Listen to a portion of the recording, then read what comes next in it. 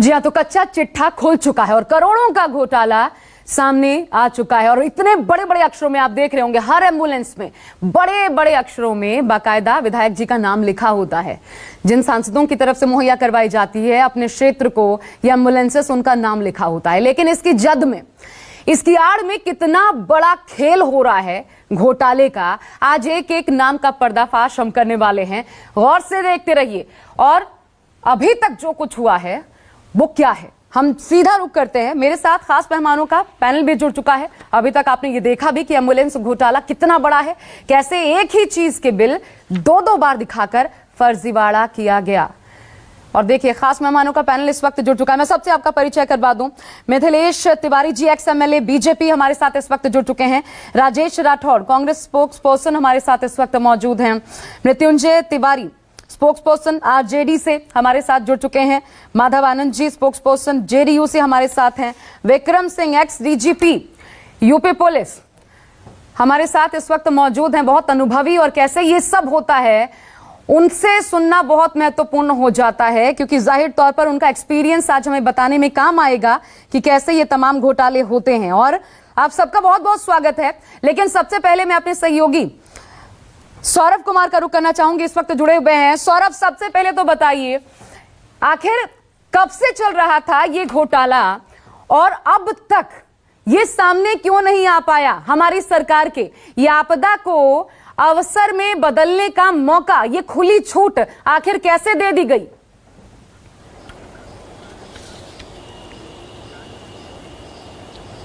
जी बिल्कुल, यह घोटाला शुरू से ही चल रहा था। कारण यह जो मामला है यह 2020 का है कि कैसे एक एम्बुलेंस को 21,84,000 में खरीदा गया था, जबकि अगर उस एम्बुलेंस का अगर वैल्यूएशन किया जाए तो मुश्किल से 6 से 7 लाख रुपए होंगे। सबसे बड़ी बात है कि देखिए, इसमें शुरू से ही जो खरीदारी हुई एम्बुलेंस की, इसमें शुरू से ही लापरवाही बरती गई, शुरू से ही नियम को ताक पर रखा गया। सबसे बड़ी बात होती है कि कोई भी विधायक या MLC जब भी अनुशंसा करते हैं कि हमारे क्षेत्र में सेवा के लिए 2 एम्बुलेंस की जरूरत है, उसके बाद वह DPO को एक लेटर लिखते हैं, यानी अनुशंसा करते हुए वह लेटर लिखते हैं और जो DPO होते हैं वह तय करते हैं कि 2 एम्बुलेंस की राशि कितनी होगी। उसके बाद विधायक उस पर साइन करते हैं, यानी विधायक फंड से उतनी राशि रिलीज की जाती है और उसके बाद एम्बुलेंस की खरीद होती है। तो निश्चित रूप में एम्बुलेंस की जो खरीद हुई होगी उसमें एक कमेटी बनाई गई होगी, जिसमें 5 लोगों की कमेटी होती है, जिसमें DPO होते हैं, जिसमें DDC होते हैं, जो जिले के सिविल सर्जन होते हैं वह भी उस कमेटी में शामिल होते हैं। उनके देखरेख में ना केवल खरीदारी होती है, बल्कि खरीदारी होने के बाद एक असेसमेंट होता है कि हमने जो खरीदा है, जो सुविधाएं मांगी गई है, वह इसमें मौजूद है या नहीं है। दूसरी सबसे महत्वपूर्ण बात कि यह एक नियम है कि जितनी भी खरीदारी होगी वह जेम पोर्टल से होगी। लेकिन यहाँ यानी सिवान जिले में जो एम्बुलेंस की खरीदारी हुई है वह जेम पोर्टल से नहीं हुई है। यह खरीदारी यह कह के हुई कि जो मुझे चाहिए, यानी जो एम्बुलेंस मुझे चाहिए वह जेम पोर्टल पर उपलब्ध नहीं है। उसके बाद एम्बुलेंस के लिए टेंडर निकाले गए और वो भी ऐसी कंपनी से खरीदा गया, इंद्रासन ट्रेडिंग कंपनी, जो सिवान में एक शटर का दुकान है। आप समझ सकते हैं, एक शटर की जो दुकान है जिसका ट्रैक रिकॉर्ड कुछ भी नहीं है। उसका जो कंपनी है उसका ट्रैक रिकॉर्ड यह है कि नल जल में जो छोटे मोटे पाइप का जो सामान होता है उसको बनाने वाली वो कंपनी है, ट्रेडिंग की काम करती है, यानी कहीं से वह खरीदती है और उसके बाद आपको देती है।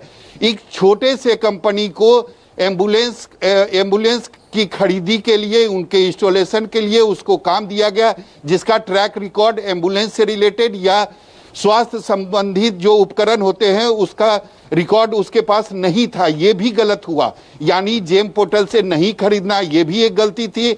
इसके लिए टेंडर निकालना, वो भी एक ऐसे कंपनी को देना जिसका ट्रैक रिकॉर्ड स्वास्थ्य संबंधित या एम्बुलेंस से रिलेटेड या फिर जो स्वास्थ्य संबंधित उपकरण होते हैं उसका वो काम नहीं करता था। वो जल नल योजना के तहत जो काम होते हैं फिटिंग्स की जो कंपनी है, बहुत तो इस पूरे आप बने रहिएगा सौरभ, मैं वापस आपके पास आती हूँ। बात फिटिंग्स की जो कंपनी है, जो नल बेचती है, पाइप्स बेचती है, शार बेचते हैं, इस कंपनी से डील की गई, बाकायदा अधिकारियों के हस्ताक्षर हुए, घोटाला हो गया। किसी ने नहीं पूछा कि कि आखिर ये कंपनी जो है इंद्रासन, सब क्योंकि इसी नींद में डूबे हुए थे, इस कंपनी से खरीद कैसे लिया गया? किसी ने नहीं पूछा, किसी ने जहमत नहीं उठाई, या किसी की आंख के आगे ये आया भी नहीं। विक्रम कुंवर जी हमारे साथ इस वक्त जुड़े हुए हैं, पूर्व राज्य मंत्री, और विक्रम कुंवर जी ने खुद अनुशंसा की है मुख्यमंत्री से कि जांच की जाए, ये घोटाला हुआ है। विक्रम जी, सीधा आपके पास आते हुए स्वागत है आपका न्यूज़ 24 पर। सर, सबसे पहले ये बताइए, कैसे पता चला आपको इस फर्जीवाड़े का? आपने क्या कहा है मुख्यमंत्री से अपने पत्र में?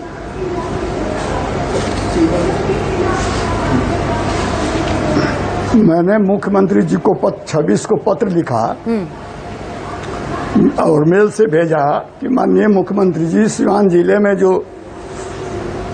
एम्बुलेंस खरीदारी हुई है उसमें बड़े घपले हुए हैं। और मैंने प्रमाण के साथ उनको पत्र दिया कि जिन जिन सामानों का कीमत बाजार में 30,000 है उसको 1,18,000 में खरीदा गया है, जिसका कीमत 20,000 है वो 70,00,000 में खरीदा गया है, उदाहरण के साथ दिया। और मैंने ये भी मुख्यमंत्री को लिखा कि मुख्यमंत्री जी, सरकार का निर्णय है कि जो भी परचेजिंग होगा जीएम पोर्टल के माध्यम से होगा, लेकिन इस चिट्ठी को दबा करके जिला योजना पदाधिकारी और सिवान के अफसरों ने एक घटिया कंपनी को देकर 7 लाख के सामान को 22 लाख में खरीदने का काम किया। इस मामले को मैंने मुख्यमंत्री को जब लिखा तब मुख्यमंत्री जी 28 को मुख्यमंत्री जी के यहाँ से जवाब चला गया डीएम के यहाँ जांच करने के लिए।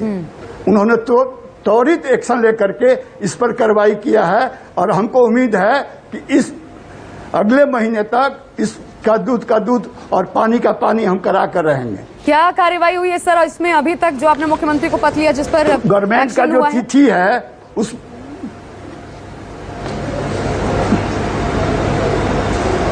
मुख्यमंत्री ने डीएम को जांच करने के लिए लिख दिया है।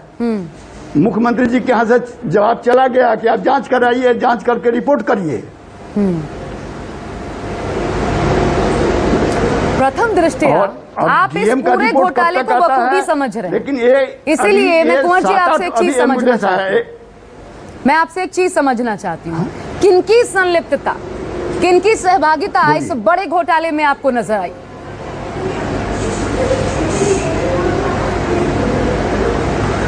देखिए, जो लोग आ रहे हैं, जिन लोगों का सबके मिली भगत, प्रशासन के अफसरों के मिली भगत से कांड हुआ है। इसका किंग पिंग है जिला योजना पदाधिकारी डीपीओ राजीव कुमार, डीपीओ उसी ने सारे कागजातों को दबा करके कमेटी से उल्टा पुल्टा पास करा लिया। जी, एक एक बिल पर डीपीओ राजीव कुमार के हस्ताक्षर, और फिर बहुत आसान हो जाता है। आप पूर्व राज्य मंत्री भी रह चुके हैं, इसलिए एक और चीज समझा दीजिए, फिर मैं अन्य मेहमानों का रुख करूंगी। क्या डीपीओ, जब पैसे की निकासी होती है, जब सैंक्शन हो जाता है कि हाँ ये बिल है, पैसे की निकासी होगी, उसमें एमएलसी जो होते हैं उनका या फिर जो विधायक होते हैं, क्या उनकी अनुमति की, उनकी सहमति की जरूरत पड़ती है, या फिर सिर्फ सचिव स्तर तक ही ये मामला जाता है?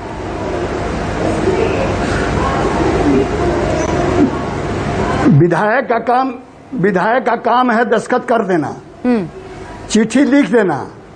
खरीदने का काम अफसर लोगों का है, अफसर लोग करते हैं, विधायक नहीं खरीदता है। ठीक है, अब वो लोग तय करते हैं कि कौन रोड कैसे बनेगा, कौन सामान कितना में खरीदाएगा।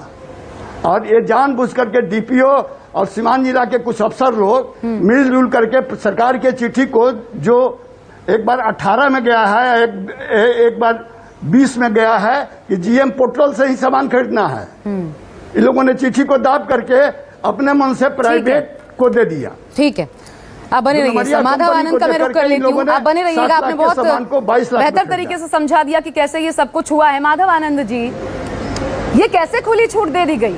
आपदा को अवसर में बदलने के लिए कैसे इन अफसरों को खुली छूट दे दी गई और आंखें मूंद ली गई? इंद्रासन से खरीदारी हुई और उसी तरीके से नींद में डूब गई सरकार, और ये होता रहा, पिछले साल से हो रहा है। अब जाकर पूर्व राज्य मंत्री आपको बता रहे हैं, तब जाकर अनुशंसा हो रही है, तो सरकार कर क्या रही है? विक्रम जी, पूर्व राज्य मंत्री हैं और उन्होंने बड़ी बारीकी से कहा कि अगर उनको लगा कि ये इन्वेस्टिगेशन होना चाहिए, इसमें घपला हुआ है, घोटाला हुआ है, और आदरणीय मुख्यमंत्री जी को उन्होंने लिखा, इसलिए हम लोग कहते हैं सुशासन बाबू की सरकार। आदरणीय मुख्यमंत्री जी ने अविलंब कार्रवाई करते हुए डीएम को लिखा कि आप इन्वेस्टिगेट कराइए और रिपोर्ट सबमिट करने का काम कीजिए कि आखिर घोटाला हुआ तो कैसे घोटाला हुआ है, कहां सिस्टम का फेलियर है, क्या किन लोगों की भगत है, जो लोग मिली भगत है, जिन लोगों ने पैसा कमाने का काम किया है उस पर जैसे दंड भी उसको दंड भी मिलेगा। सुनिए माधव आनंद जी, क्लीन चिट पहले तो मत दीजिए अपनी सरकार को, क्योंकि आप घोटाला हो चुका है, घोटाला हो चुका है। वो जो गाढ़ी कमाई है ना, एक एक टैक्स का पैसा जो जनता पे करती है वो वापस नहीं आने वाला है। वो जिनकी जेब में जाना था वो चला जा चुका है, इसलिए उसको रोका नहीं जा सका। क्लीन चिट तो पहले दीजिए मत, ना ही इसे सुशासन बाबू कहिए। एक मिनट, आप सुशासन बाबू ना कहें, लेकिन मैं तो सुशासन बाबू बोलूंगा। आपको मैं फोर्स नहीं कर सकता हूँ कि आप सुशासन बाबू, मैं तो बोल सकता हूँ। मुझे पता है अगर कहीं गलतियां हुई है, कमियां हैं, अगर घोटाला हुआ है, आपने उजागर किया या राज्यमंत्री जी ने उजागर किया, इन्वेस्टिगेशन चलेगा, इन्वेस्टिगेशन चल रहा है, रिपोर्ट जो लोग दोषी होंगे स्वाभाविक है उस पर कार्रवाई भी होगी। इसमें कहां कोई यानी सरकार क्या भाग रही है कार्रवाई से? सरकार किसी को बचाने का तो काम नहीं कर रही है। अब इतने बड़े राज्य में अगर अगर घोटाला किया है, जांच ही तो करवा सकते हैं, जांच कराने का तो दंड देने का काम किया जाएगा। सरकार के मनसा पे दंड देने से क्या वो पैसे वापस आ जाएंगे? मिथिलेश तिवारी जी ये बताइए, आप ही की सरकार में मंगल पांडे स्वास्थ्य मंत्री, उन्हीं के गृह जिले में ये सब कुछ हो रहा है, नाक के नीचे हो रहा है और पता नहीं चलता। पूर्व राज्य मंत्री बताते, आप अनुशंसा कर देते हैं, ठीक है जांच होगी, क्या होगा? ये कैसे हो जाता है? देखिए, ये जो विषय आपने उठाया है, इसमें स्वास्थ्य मंत्री की कोई भूमिका ही नहीं। और मैं एक पत्र आपको दिखा रहा हूं और इस पत्र की भी पड़ताल करिए। मैं पिछले टर्म में जब मैं विधायक था तो स्वयं मैंने अपने क्षेत्र में 2 एम्बुलेंस की खरीद की है। मैंने अनुशंसा किया, जैम पोर्टल से दोनों एम्बुलेंस खरीदे गए और दोनों पीएचसी में चल रहे हैं। और इसमें जो आपके द्वारा जो विषय उठाए गए हैं, मुझे लगता है इसमें सबसे मुख्य विषय है कि जो परचेज कमेटी थी उसने किस परिस्थिति में जैम पोर्टल को छोड़ करके और लोकल कॉन्ट्रैक्टर के माध्यम से इसकी खरीद की। ये जो सबसे बड़ा जांच का विषय है और निश्चित रूप से इसकी जांच होनी चाहिए। माननीय विक्रम कुंवर जी ने अगर यह विषय उठाया है, माननीय मुख्यमंत्री जी ने डीएम सिवान को लिखा है जांच के लिए, तो हमको लगता है कि आपके द्वारा उठाए जाने के बाद ये मामला और सीरियस हो गया और हमको लगता है इसकी जांच होगी। जो दोषी अधिकारी होंगे वो निश्चित दंडित होंगे। लेकिन अब सवाल यह है कि इसमें स्वास्थ्य मंत्री की कोई भूमिका नहीं है। स्वास्थ्य विभाग से खरीदा नहीं गया, ये सीधे खरीदा गया है जो ये आपका जिला योजना कार्यालय सिवान होता है उसके माध्यम से खरीदा गया है। विधायक अनुशंसा करते हैं, उसके बाद अब ये परचेज कमेटी में जाता है और परचेज कमेटी के बाद जब फाइनली खरीदना होता है तो इसकी स्वीकृति फिर से माननीय सदस्य से ली जाती है और जब खरीद हो जाती है तो उसका एक सर्टिफिकेट भी माननीय सदस्य को भेजा जाता है। मैंने जो टाटा विंगर कंपनी सर ये बताइए, क्या माननीय सदस्य की जिम्मेदारी नहीं होती है कि उनकी निधि के आए पैसे खर्च कहाँ हो रहे हैं, किस रूप में खर्च किए जा रहे हैं, कुछ गड़बड़ी तो नहीं हो रही है, ये देखना, आंखें मूंद लेना ही जिम्मेदारी होती है क्या? कि जो पत्र आया सामने उस पर हस्ताक्षर कर दिए, हाँ पास, ये जिम्मेदारी तो होती होगी। नहीं, बिल्कुल आपके इस बात से मैं सहमत हूँ। जिला में जब भी कोई बैठक होती है और उस बैठक में अनुश्रवण की बात आती है तो सामान्य सदस्य भी उसके सदस्य होते हैं। तो मुझे लगता है कि अब उन लोगों से सहमति ली गई है नहीं ली गई है, ये भी एक जांच का विषय है। कहीं ऐसा तो नहीं है कि उन लोगों ने अनुशंसा कर दिया और जिला योजना ने पैसा उनके काट लिया, काट करके जो है तो खरीद लिया। ये सारी बातें जांच से पता चलेगा। लेकिन ये संज्ञान में मामला आया है, जिन माननीय सदस्यों का भी ये ऐच्छिक कोष से खर्च हुआ है उनको भी इसको देखना चाहिए। लेकिन मुझे लगता है कि अधिकारियों ने इसमें गड़बड़ी की है। जैम पोर्टल से खरीदा गया होता तो इसमें कहीं कोई बात नहीं आती। मुझे लगता है कि इसमें जांच का सबसे बड़ा पॉइंट है कि जैम पोर्टल से नहीं खरीद करके किसी लोकल कॉन्ट्रैक्टर को ये खरीद की जिम्मेवारी क्यों दी गई। इसका जब जांच होगा तो पता चल जाएगा कि गड़बड़ी करने वाला कौन व्यक्ति है और किसके माध्यम से हुई। और ये तो पिछले साल से होता जा रहा है, इसीलिए मृत्युंजय तिवारी जी आपको जोड़ते हुए आप जांच कर दीजिए और सीधा सीधा अफसर पर कार्रवाई भी कर दीजिए। लेकिन ये जाहिर सी बात है, वो जो गाढ़ी कमाई है जनता की, वो जो लूट खसोट हुई है वो पैसे तो वापस नहीं आने हैं। आपने वो लूट खसोट करने की आजादी दे दी, ये सब कुछ तभी हुआ। तो निगरानी की जिम्मेदारी तो बनती है सरकार की, या फिर उन विधायक की जिनके मद में ये पैसा आया, जिनकी निधि के तहत ये पैसा आया। देखिए, सबसे पहले तो न्यूज़ 24 को हम आपके चैनल को धन्यवाद देते हैं कि कई बार आपने इस तरह के घोटालों को आपके संवाददाता जो पटना में है सौरभ जी ने उजागर किया है। इसके पहले भी घोटाला उजागर किया है। बिहार में 16 वर्षों से नीतीश कुमार हैं और घोटालों की भरमार है। चारों ओर एक घोटाला रहे तब ना लोगों की जान चली गई। कोरोना काल में एम्बुलेंस नहीं मिल रहा था, कोई भाजपा का सांसद एम्बुलेंस छुपा कर रखा था, कोई ऑक्सीजन छुपा कर रखा था। अब लीजिए नया घोटाला, एम्बुलेंस घोटाला सामने आया। ये कहां कहां जहां जहां उंगली रखा जाए वहीं से मवाद निकल रहा है। चारों ओर घोटाला ही घोटाला है। अब इसके लिए सीधे तौर पर सरकार कहेगी अफसर जिम्मेवार, अफसर कहेंगे सरकार जिम्मेवार। अरे सरकार के बिना संरक्षण के कोई अधिकारी पदाधिकारी कैसे घोटाला कर लेगा? आखिर कहीं ना कहीं सरकार के लोग जो सरकार में बैठे हैं, आदरणीय मुख्यमंत्री जी, जिनके कार्यकाल में ये 68वां घोटाला है, लगातार हर जगह घोटाला घोटाला, कोई ऐसा विभाग नहीं होगा जहां घोटाला नहीं होगा। अब बताइए, एक एम्बुलेंस की कितनी आवश्यकता थी इस कोरोना काल में। किसी को एम्बुलेंस नहीं मिल रहा था, लोग तड़प तड़प कर मर रहे थे। और यहाँ जितने राशि से 5 एम्बुलेंस खरीदे जा सकते थे, उसमें 1 एम्बुलेंस में खर्च दिखा करके लूट लिया गया जनता की गाड़ी कमाई को। ये लूट की छूट किसी को नहीं है। उसमें जो लोग दोषी हैं उन पर कार्रवाई होनी चाहिए, नहीं तो राष्ट्रीय जनता दल सड़क से लेकर सदन तक इस मामले को उठाएगा। हम लोग चुप नहीं बैठेंगे। बिल्कुल, मैं राजेश राठौर जी आपको भी जोड़ना चाहती हूँ। अगर वो सख्ती होती, अगर ये 3 कार्यकाल नीतीश कुमार के ये दिखा होता कि कहीं कुछ भी गड़बड़ी तो वो शख्स बचेगा नहीं, तो क्या अधिकारियों की इतनी हिम्मत होती कि नाक के नीचे इस प्रकार का घपला घोटाला वो करते? पता है कि कुछ नहीं होना है, आराम से पैसे डकार जाएंगे। अगर ये स्थिति नहीं होती तो क्या ये घोटाला होता? सर्वप्रथम तो हम न्यूज़ 24 के तमाम टीम के लोगों के आभार व्यक्त करते हैं। बिहार जनता के हित में इतने बड़े कारनामे का उजागर किया। हम विक्रम कुमार के प्रति भी आभार व्यक्त करते हैं, जिन्होंने इसको पत्र लिखा। लेकिन सरकार का दायित्व क्या है? आप देखिएगा आशा जी, 2-4 दिनों में मुख्यमंत्री का जवाब आएगा कि कानून अपना काम कर रहा है। लेकिन लगातार आपने एक सिवान का मामला उठाया है। आप अगर पड़ताल करेंगे तो सिवान जैसे हर जिले में एम्बुलेंस की खरीदी गई है। वो एम्बुलेंस चलवा को लाया, उसमें घोटाला कितना हुआ? अभी जो मैंने एक माननीय विधायक का सुन रहा था आपके चैनल पे कि माननीय विधायकों का काम है अनुशंसा कर देना, मैं बात मान लिया, बाकी क्या काम करना जिला प्रशासन के है। यही बात राजीव प्रताप रूडी क्यों नहीं माने थे कि उनका काम था सिर्फ अनुशंसा कर देना, तो फिर एम्बुलेंस खरीदने के बाद वो कैसे चलवा रहे थे? आज जब विपक्ष के लोगों ने आवाज उठाई, जब मीडिया के साथियों ने आवाज उठाई, तो आवाज उठाने वाले को ही जेल में बंद कर दिया गया। तो यह सरकार जो घोटाला है उसको उजागर करने वाले को ही जेल भेज देती है।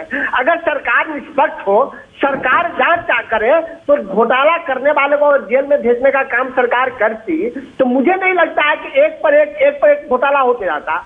बिहार में माननीय प्रधानमंत्री जी आए थे तो स्वयं भरी सभा में कहा था कि मुख्यमंत्री 55 घोटाले का आरोपी है और एक घोटाला उन्होंने गिनाए थे। उसके बाद हमको लगता है कि 12वां या 14वां घोटाला होगा जो न्यूज़ 24 के सौजन्य से जनता को प्राप्त हो रहा है। इससे पहले भी आपके चैनल ने कई घोटाले का उजागर किया। और ये कब है? आश्चर्य है माधव आनंद जी, आश्चर्य है। सबसे बुरी स्थिति बिहार की है, बुरी स्थिति है। स्वास्थ्य महकमे की इतनी जर्जर दुखदाई स्थिति शायद किसी प्रदेश में नहीं है। आप कहीं चले जाइए, पीएचसी का हाल देख लीजिए, ऐसी स्थिति है, बुरी स्थिति कि समझ ही नहीं आता कि बिहार में सरकार है या नहीं। स्वास्थ्य मंत्रालय इस तरीके से बिहार का काम कर रहा है और तब इस प्रकार के घपले घोटाले हो रहे हैं और आप सुशासन बाबू कह रहे हैं। ये शर्म की बात है। मैं दोबारा आ रही हूं, लेकिन उससे पहले जो दर्शक हमसे देर से जुड़े हैं उनको एक बार फिर से हम बताते हैं घोटाला क्या है, ये घोटाला कैसे किया गया, कितना बड़ा ये घोटाला है, कहां कहां हो सकता है अंदाजा आप ये भी लगाइएगा।